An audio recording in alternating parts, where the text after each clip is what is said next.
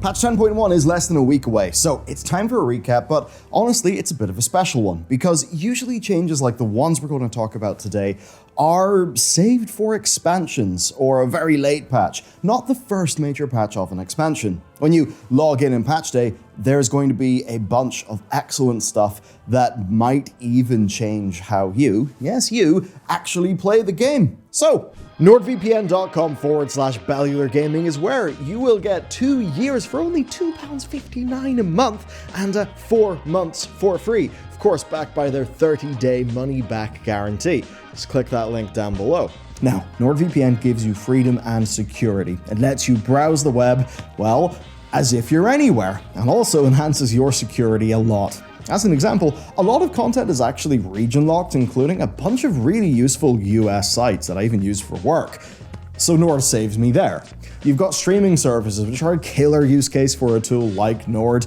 Just about every region has a different library on whatever streaming services you're using. So Nord basically unlocks a lot of value from things that you've already got. But of course, there's also the security side, right? Because your data is like encrypted with Nord. It is a lot more secure than not using a VPN. Helps you with things like, man-in-the-middle attacks, like people making a fake network to pwn you, stuff like that. And they've also got great things like their dark web monitor. It's really nice. You add your email to it, and if your email address, like your login credentials, appear in a data breach, it will let you know, which is brilliant because then you know to change your passwords.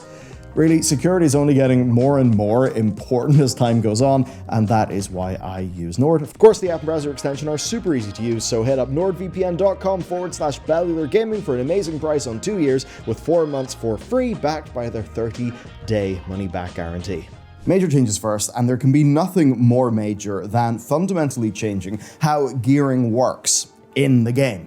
The new Shadowflame Crest game-wide gear upgrade system will change how you play World of Warcraft and approach your character. It's got the potential to be awesome, and we will do a excruciatingly detailed video in the future, but here's the basics so that you're in the loop. You can upgrade any bit of gear that you get from any content around an entire tier of difficulty using materials that are found in the open world, Mythic Plus, Raid, and PvP.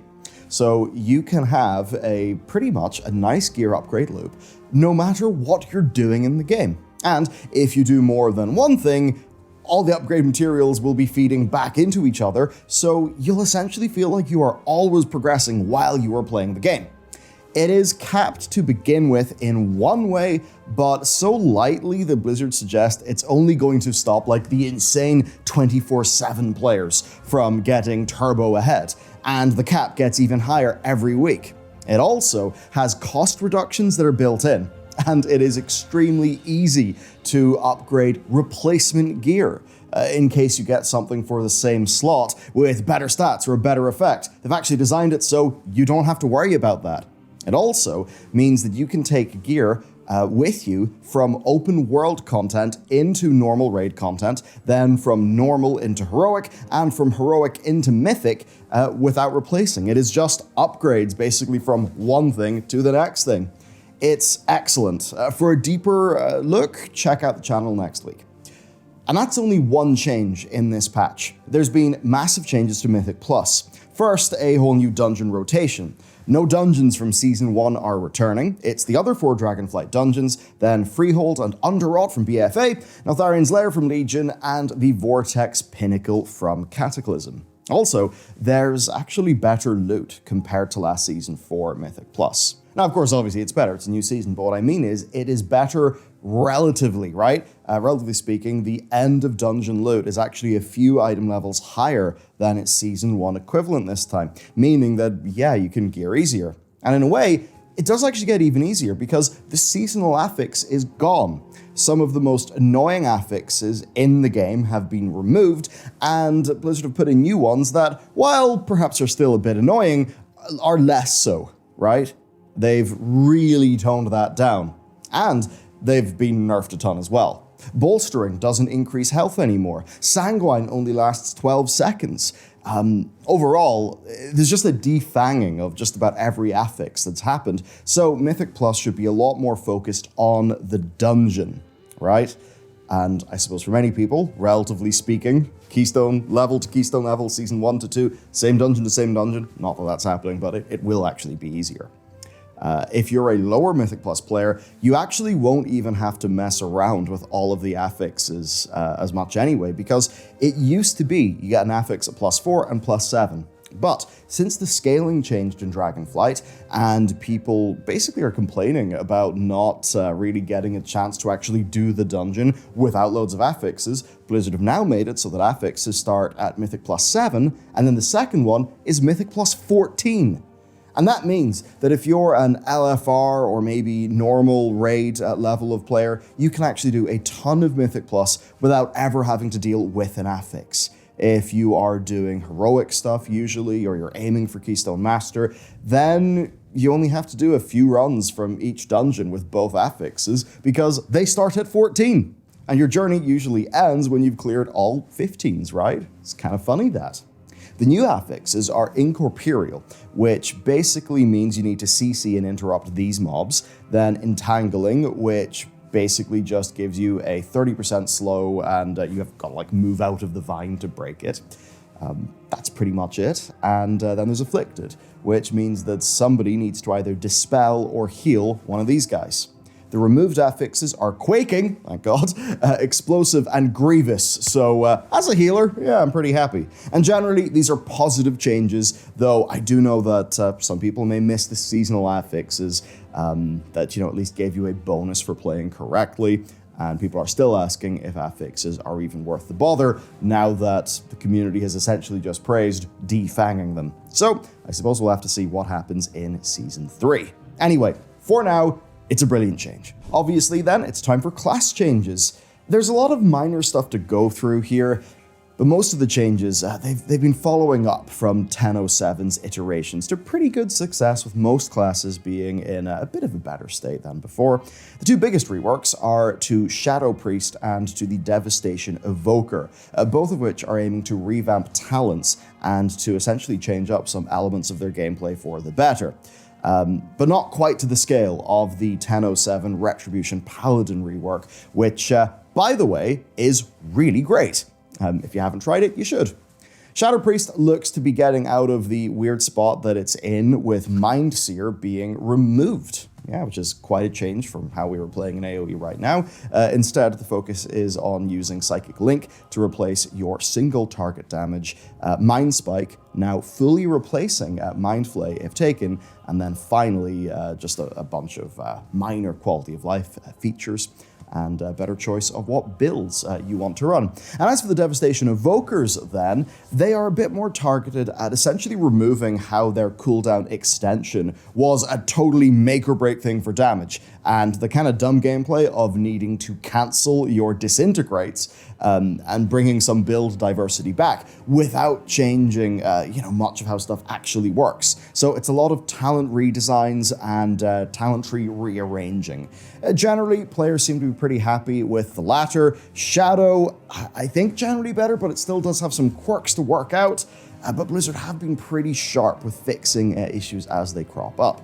Again, we're going to do a humongo deep dive video into all of this later on, but for now, that's your TLDR. Obviously then, we've got a shiny new zone, the Zaralek Cavern, which is underneath the Dragon Isles. To go super in depth with what's here would actually take quite a while, which is a good sign, but I'll just be brief.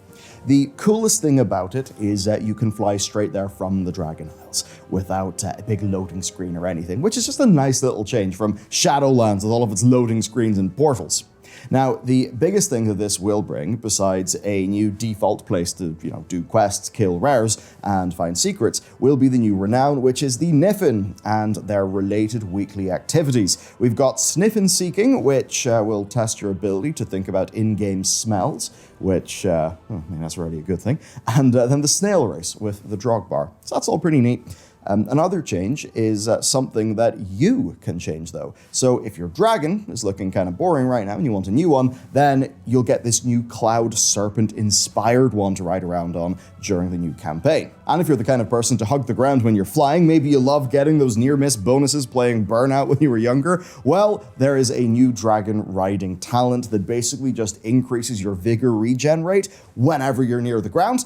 That makes sense, given we're going to a big cavern, but basically that will make dragon riding even more powerful and allow you to go even more fast, which will be fun. And as a broad thing to finish it off with this zone, I would say that they've been iterating and getting better and better and better. Once I actually dove into the Forbidden Reach of 10.07, I realized, yeah, this is a zone with a bunch of rares to kill, but this time round, it's actually really well paced. And to look at the Fyrakk Cavern, they do have a few new focuses, like basically big, like shared world events and things like that are going on. So I think it's actually pretty well shaken up. It's a good evolution.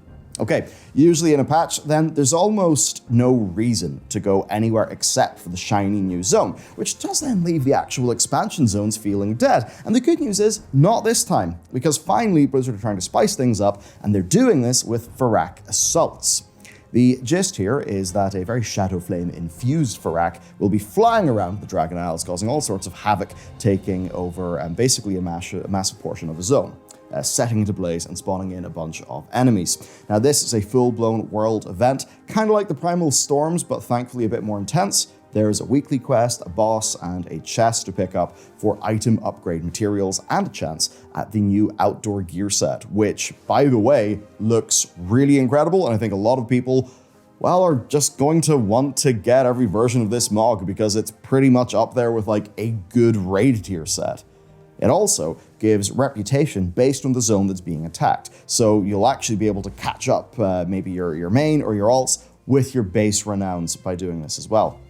I suppose this is mostly just a change because the whole thing like happening in an existing zone is just kind of nice. Anyway, next, we do have some smaller but still very good changes. The war in World of Warcraft is a little bit more dead, if you believe what some people are talking about with this feature, but that's because cross-faction guilds are going to be live in this patch. Now, guilds technically are still Alliance or Horde. The difference is they can accept members from either faction, which is a monumental change for the game, because you can now do whatever group content you want with a few asterisks as whatever race you want. Now, those asterisks do take a little bit of joy out of it because you still can't queue for instances cross-faction lines. So no guild time-walking runs, leveling dungeons, or heroics. Also, the only ways to invite a member are via being Battle.net friends, or by being in the same community, and you cannot see opposite faction guilds in the guild finder.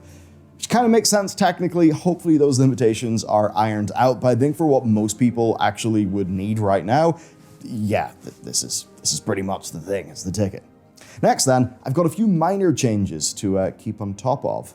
Like this, if you don't have the appearance unlocked for an item, the new beautified loot pane actually upgrades your greed roll into a new thing called a transmog roll, which basically beats greed. So if you, if your pug friend likes maybe running LFRs for gear, then this should basically stop your transmogs from being nicked by somebody who's just going to vendor the item. So this is really good. Generally speaking, there's just a ton of small little improvements to the default UI. We've got brand new combo point and holy power visuals. There's like little scroll bars that are new, which is kind of nice. There's new edit mode options, right? Like a scalable map, more movable things in general, and even more cursors being updated with high-res art. It's the sort of thing. A journey of 1,000 miles is, of course, taken one step at a time. So there is still more work to do, but it's good to see the Blizzard are actually taking that journey. Now, one thing to be careful of is making sure, if you're a raiding guild, to hammer out who's going to be bringing the new file cauldrons. Because yes, basically, it's the Flask Cauldron of the past, but this time, the people who click on it will actually get an option to pick whatever file they need, which is pretty sweet. But only if the alchemist, of course, dropping the cauldron, knows the recipe for the thing that they want to select. And that means that if you're a guild leader or an alchemist, then definitely make sure to get this thing sorted out so that you save your guildies a shitload of gold. Next then, if you want to do a spot of leveling between your raid nights, then there is the news that Heirlooms will be upgradable to level 70 in the usual way, which is just by buying the upgrade item for way too much gold at the Heirloom vendors. Of course, you'll probably want to level an alt, though. There's a few new reasons. Perhaps a Worgen alt, because now they have the ability to swap to their human form outside of combat.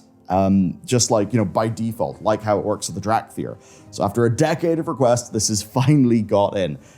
Yes, it just works exactly how it does for the Drakthir Revoker, but a nice change to see. Now, beyond the Worgen, there's also new hair color options for the Dark Iron and Nightborn, and the Dark Iron are also getting some new skin tones, and the Nightborn have some new eye glows, and then, game-wide, we've got left, right, or both eye blind options for every race. Overall, it's not a massive amount of customization, but we did see some new hair colors for humans and orcs in 10.07. Once again, I think they're just continuing to slowly add things, which is, pretty good. Much like with the UI, actually, because we've now got a new quest marker for campaign steps. It's a bit snazzier, and also importantly, it's easier to distinguish for people who are colorblind. So that's a good change.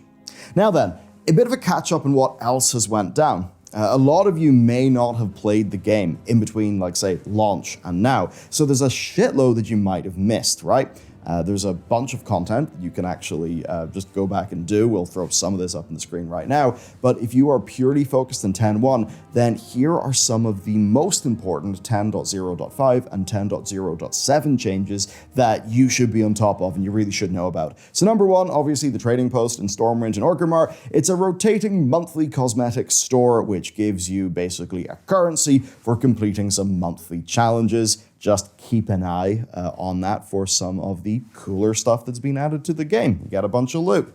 Now, if you never bothered with Pathfinder in Battle for Azeroth, you can actually win the long game because you no longer need pathfinding to fly. You can just fly. Then, when placing public crafting orders, you actually no longer need to supply all of the materials. And this is pretty good for placing them quickly and easily, but a bit of a PSA, if you can, it is best to make sure that the commission that you're giving makes up for the material cost, or that you supply those materials, otherwise crafters will just go somewhere else and skip over you. Then, the Old Legion Balance of Power quest line, it's now account-wide. So if you've done it at all, then you should be able to access a whole bunch of new artifact appearances on other characters, which is pretty sweet. The Mage Tower is also back as of 10.0.5, so you can go and give that a spin for some of those nice class armor sets. You can also transmog white and grey gear now, and they've also added that stuff to your collection and everything. So a few nice systemic changes, and then as I mentioned, there is a bunch of content to do as well. That's everything major that's changing, and I suppose the most major thing that's changing is that I'm even able to say this, right? Compared to the past, it's almost difficult to keep up with everything. We are getting so many patches. The game is being developed at a breakneck pace. I think we're here for it. It's great, especially the new upgrade system. I think it has really the potential to be a literal game changer. It is an almost expansion-defining tier of change. In the same way that Titan Forging, when it was announced for Legion, was a major part of that whole expansion, right? I really think that this new gear upgrade system it's larger than that. It's of that scale anyway. So that we're getting it in a patch like this is absolutely crazy. Okay, stay tuned to the channel. We'll have plenty more content over the next week. If you want to see some pretty interesting lore about what happens next, check out this video. And with that, I'll see you next time.